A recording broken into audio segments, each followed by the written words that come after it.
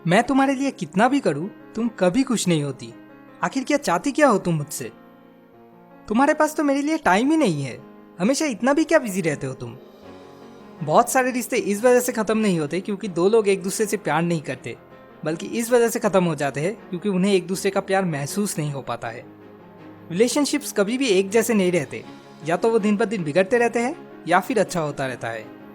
अगर किसी इंसान के पास इस दुनिया का सब कुछ हो लेकिन बस अपनों का प्यार ना हो, तो वो इंसान इस दुनिया का सबसे दुखी इंसान में से एक है। बहुत से ऐसे हस्बैंड वाइफ से जो शादी के बाद 20-25 साल तक सिर्फ एक रूममेट्स की तरह एक दूसरे के साथ पूरी जिंदगी गुजार लेते हैं। उन्हें एक दूसरे का प्यार कभी महसूस नहीं हो पाता है। रिलेशनशिप एक्सपर्ट डॉक्टर चैपमैन कहते हैं, जैसे हम सबकी एक प्राइमरी मदर टंग होती है जो लैंग्वेज हमें सबसे अच्छे से समझ आती है, वैसे ही हम सबकी अलग अलग एक प्राइमरी लव लैंग्वेज भी होती है, जिस लैंग्वेज में हमें सबसे ज्यादा प्यार महसूस होता है। हम सबके अंदर एक इमोशनल लव टैंक होता है जो हमें हमारी प्राइमरी लव लैंग्वेज में प्यार मिलने से ही सबसे ज्यादा भर उठता है। और जब हमें प्यार मिलना बंद हो जाता है तब धीरे धीरे ये लव टैंक भी खाली होने लगता है, और यही से रिलेशनशिप में तरह तरह के प्रॉब्लम सामने आने लगते हैं।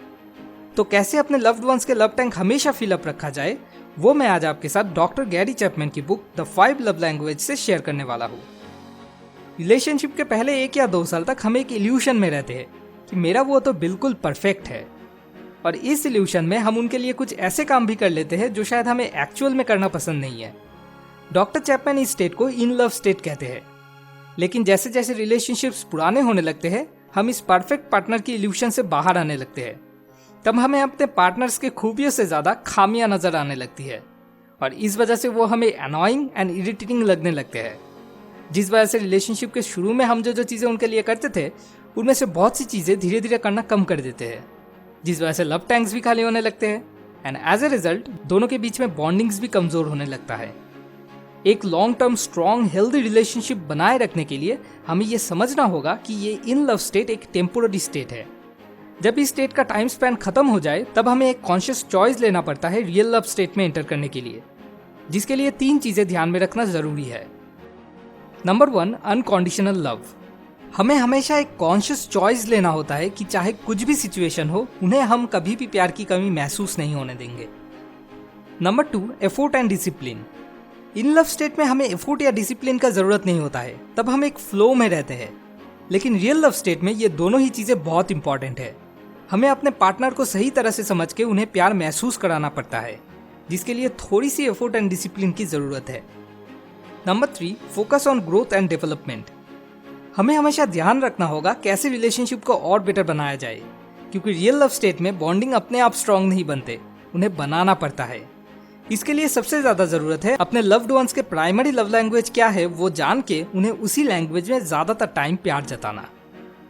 अपने 30 साल के वर्क एक्सपीरियंस के ऊपर बेस करके doctor Chapman in primary love language को 5 कैटेगरीज में डिवाइड किया है। इसमें से सबसे पहला लैंग्वेज है वर्ड्स ऑफ एफर्मेशन। अरे वाह, आज बहुत खूबसूरत लग रही हो, क्या बात है? तुम कैसे मुझे इतना प्यार कर लेती हो, मुझे भी सिखाओ ना। जिनकी love language words of affirmation होती है वो सबसे ज्यादा प्यार फील करते हैं जब उन्हें कोई उनके काम के लिए या वो कैसे दिख रहे हैं उसके लिए कुछ अच्छा कहते हैं। जैसे आई लव यू जैसे वर्ड्स सुनना, क्यों प्यार करते हैं वो सुनना, ये सारी बातें उन्हें सबसे ज्यादा प्यार महसूस कराती है। अब आप शायद कह सकते हो, यार मुझे तो उसमें कुछ भी अच्छा नहीं दिखता है। भाई ऐसा कभी पॉसिबल नहीं कि किसी इंसान में एक भी अच्छी चीज ना हो। अरे वो रोज नहाते तो होंगे, अगर कुछ नहीं तो इसी के लिए अप्रिशिएट कर दो, क्योंकि बहुत से ऐसे लोग हैं जो रोज नहीं नहाते हैं। अब थोड़ा सा ध्यान से देखोगे आपको बहुत कुछ अच्छा दिखने को मिल जाएगा। अच्छा ऐसा क्या? चलो ठीक है, मान लिया अच्छाई है, लेकिन यार ये सब बहकी बहकी बातें करना मुझे पसंद नहीं। तो फिर तो भाई आपके लिए बैड लक है, क्योंकि अगर आपके पार्टनर का प्राइमरी लव लैंग्वेज ये है तो सिर्फ इसी से उनका लव टैंक भर सकता है। अगर आपके लिए आप दोनों का रिलेशनशिप सच में मायने रखता है तो सीख लो ना यार, छोटी सी एक स्किल है, सीखने में क्या जाता है। सेकंड लैंग्वेज है क्वालिटी टाइम। मेरे लिए तो तुम्हारे पास टाइम ही नहीं है। अगर आपका पार्टनर हमेशा ये कंप्लेन करती है तो चांसेस है कि उनका प्राइमरी लव लैंग्वेज है क्वालिटी टाइम, जिसका मतलब वो आपसे दिन में एटलीस्ट कुछ वक्त के लिए आपका अनडिवाइडेड अटेंशन चाहती है, जहाँ पे आप पूरी तरह से उनके साथ रहो, सिर्फ उनके बारे में ही सोचो, उनके साथ बात करो, उनके साथ कोई काम करो। ऐसा नहीं कि टीवी देखते देखते 2-4 बातें कर लिया कि कल बाजार से गोभी लाना है या मूली। नहीं, no mobile, no TV, no distraction. सिर्फ आप और वो एक दूसरे की आंखों में आंखें डाल के कुछ देर के लिए सिर्फ दिल की बातें करना। थर्ड लैंग्वेज है रिसीविंग गिफ्ट्स। मेरे पास तो खुद के लिए पैसे नहीं है, मैं कहाँ से गिफ्ट खरीदूं? किसने कहा आपको गिफ्ट्स खरीदना पड़ता है? याद है जब आप छोटे थे और गार्डन से एक फूल ले आके अपने मम्मी को देते थे, तब आपके हाथ से वो फूल पाके आपकी मम्मी कितनी खुश हो जाती थी।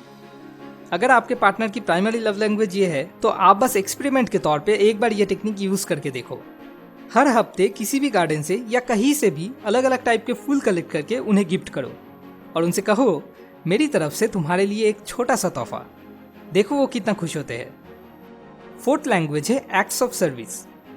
आज तो तुम्हारे लिए चाय मैं बनाऊंगा, तुम बस मुझे बता देना अगर शक्कर ज्यादा हो जाए तो। जिनका लव लैंग्वेज ये होता है वो सबसे ज्यादा खुश होते हैं जब कोई उनके किसी काम में हेल्प करता है। लाओ आज ये काम मैं तुम्हारे लिए कर देता हूँ। जब आप उनकी रिस्पॉन्सिबिलिटीज बिना पूछे खुद अपने साथ शेयर कर लेते हो, जैसे घर के काम में हाथ बटाना, बच्चों को स्कूल ले जाना। अच्छा तो मतलब अब बर्तन भी धोना पड़ेगा? इम्पॉसिबल। अगर ये आपका रिएक्शन है तो मैं आपको एक छोटा सा स्टोरी सुनाना चाहता हूँ। एक रात डिनर के वक्त डॉक्टर चैपमैन की वाइफ ने उनसे कहा, देखो ना हनी, इन खिड़की के ऊपर कितने मैल जम गए हैं। डॉक्टर चैपमैन ने वहां पे देखा और बस एक गंभीर सी टोन में उनको रिप्लाई किया, और वो अपना खाना खाने लग गए। अगले दिन सुबह जब उनकी वाइफ नींद से उठ के वहां पर गई तो उन्होंने देखा डॉक्टर चैपमैन वहां पे उन खिड़कियों को साफ करने की कोशिश कर रहे थे। तो उनकी वाइफ ने उनसे पूछा, अरे ये आप क्या कर रहे हो? डॉक्टर चैपमैन ने उनको रिप्लाई किया, कुछ नहीं, ऐसे ही बस थोड़ा सा प्यार जताने की कोशिश कर रहा हूं। ये बात सुन के उनकी वाइफ लिटरली खुशी से रो पड़ी और उन्होंने डॉक्टर चैपमैन से कहा, आप जानते हो आप इस दुनिया की सबसे अच्छे हस्बैंड हो। अब बताइए कि आप बर्तन धोओगे? फिफ्थ लैंग्वेज है फिजिकल टच। नहीं भाई, वो वाला फिजिकल टच नहीं। याद है बचपन में पूरे दिन बाद जब आपके पापा ऑफिस से घर लौटते थे और अब तुरंत जाके उनको कस के अपने हाथों से पकड़ने की कोशिश करते थे? ये उस फिजिकल टच की बात हो रही है। फिजिकल टच एक बहुत ही पावरफुल लव लैंग्वेज माना जाता है। ये इतना पावरफुल है जिस वजह से एक छोटा सा बच्चा जो कि कोई भी लैंग्वेज नहीं समझता, वो भी इस लैंग्वेज को फील कर लेता है। जैसे कि किस या गुदगुदी, इन सब चीज़ों से वो प्यार महसूस कर लेता है। बड़ों के लिए ठीक ऐसे ही जैसे जादू की झप्पी एक बहुत ही पावरफुल तरीका है दूसरों को प्यार महसूस कराने का। जैसे अपने प्राइमरी लव लैंग्वेज में प्यार मिलने से किसी इंसान का लव टैंक सबसे ज़्यादा भर उठता है, ठीक वैसे ही अपने प्राइमरी लव लैंग्वेज में नेगेटिव कुछ मिलने से उस इंसान का लव टैंक उतना ही जल्दी खाली भी हो जाता है। जैसे जिनका primary love language words of affirmation है, उन्हें बात बात पे इंसल्ट करना, या जिनका primary love language physical touch है, उन पे किसी वजह से हाथ उठाना, ये सारी चीजें इन मामलों में रिलेशनशिप के लिए बहुत ही ज्यादा हार्मफुल हो सकते हैं। अब सवाल आता है, कैसे हम जान सकते हैं किसी इंसान का प्राइमरी लव लैंग्वेज कौन सा है? इसके लिए आपको थोड़ा सा ध्यान से ऑब्जर्व करना होगा। जब वो इंसान खुश होता है या प्यार जताने की कोशिश करता है तो वो कौन सा लैंग्वेज सबसे ज्यादा इस्तेमाल करता है, क्योंकि उनको जो लैंग्वेज सबसे ज्यादा पसंद है या जिस लैंग्वेज में वो सबसे ज्यादा कंफर्टेबल है, वो हमेशा उसी लैंग्वेज में दूसरों से प्यार जताने की कोशिश करते हैं। अगर मुझे किसी से प्यार है तो जाहिर सी बात है मुझे जो चीज पसंद है मैं उनको वही चीज ज्यादा देने की कोशिश करूंगा। तो यहाँ से आप पता लगा सकते हो। डॉक्टर चैपमैन के मुताबिक लाखों में एक केस ऐसे दिखने को मिलते हैं जहां पे दोनों लाइफ पार्टनर की प्राइमरी लव लैंग्वेज सेम होता है। लेकिन अगर एक healthy long lasting happy relationship पाना है तो एक दूसरे का प्राइमरी लव लैंग्वेज सीख लेना और उनको उसी लैंग्वेज में प्यार जताना बहुत ही जरूरी है। ऐसा नहीं कि सिर्फ प्राइमरी लव लैंग्वेज में ही प्यार जताना है, बाकी के 4 लैंग्वेज को भी यूज करना चाहिए, लेकिन सबसे ज्यादा प्राइमरी लव लैंग्वेज यूज होना जरूरी है, क्योंकि उसके बिना लव टैंक कभी पूरी तरह से फिल अप नहीं होंगे। ठीक जैसे प्यार की फीलिंग इस दुनिया में सबसे अच्छी फीलिंग में से एक है, वैसे ही प्यार ना मिलने की फीलिंग इस दुनिया में सबसे बुरी फीलिंग्स में से एक है। इसलिए हम सभी का द 5 लव लैंग्वेजेस के बारे में जानना बहुत ही जरूरी है। और इसीलिए आपसे मेरा एक छोटा सा रिक्वेस्ट, इस वीडियो को अपने सारे लव्ड वंस के साथ शेयर करके उन्हें भी मौका कर दीजिए इस 5 लव लैंग्वेजेस के बारे में जानने के लिए, ताकि सिर्फ आप नहीं, वो भी आपकी प्राइमरी लव लैंग्वेज को पहचान के उसी लैंग्वेज में आपके साथ प्यार जताए और हम सब एक ब्लिसफुल रिलेशनशिप पा सके। अगला वीडियो अगले हफ्ते। ऐसे और वीडियोस पाने के लिए सब्सक्राइब करके हमारे साथ कनेक्टेड रहिए। शुक्रिया।